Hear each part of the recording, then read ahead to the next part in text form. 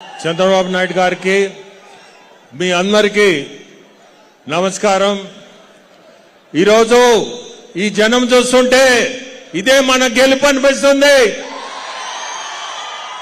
కోవూరు నియోజకవర్గంలో ఇప్పుడే చెప్పినట్టు ప్రశాంతి చెప్పినట్టు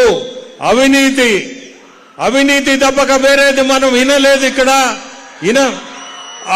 అవినీతి అనేది మనం ఇరాడికేట్ చేయాలా, మనం అటువంటిది లేని పాలన మనం ఇవ్వాలని మేమిద్దరము కూడా ప్రజాసేవ కోసమే వచ్చిన వాళ్ళమే గాని వేరే ఏదీ లేదు।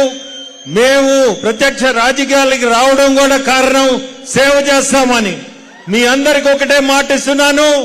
రేపు మన ఎలక్షన్ లో ఖచ్చితంగా మనం ముఖ్యమంత్రి చంద్రబాబు నాయుడు కుర్చీలో కూర్చోబెట్టాల్సిందే। మన ముఖ్యమంత్రి కుర్చీలో మీ అందరూ ఆశీస్సులు అవసరం। మీ అందరూ ఖచ్చితంగా కష్టపడి వచ్చేది ఇంకా 10-15 రోజులే, మనము కష్టపడి మనము సార్ని గెలిపించుకోవాలా।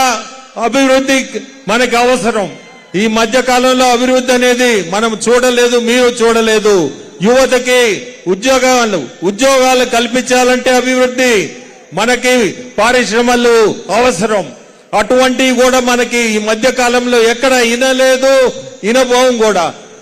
మనము చంద్రబాబు నాయుడు గారిని ముఖ్యమంత్రి చేసుకుంటేనే అటువంటి జరిగేది। యువతకు కూడా ఖచ్చితంగా మీకు ఉద్యోగాలు దొరుకుతాయి। సార్ చెప్పినట్టు 4 లక్షల ఉద్యోగాలు సంవత్సరానికి ఇస్తానని మాటిచ్చున్నాడు। సో యువతులకు అందరికీ దాదాపు 20 లక్షల మందికి ఉద్యోగాలు వచ్చే అవకాశం ఉంది। మీ అందరినీ కోరుకునే సమయం కూడా తక్కువ ఉంది।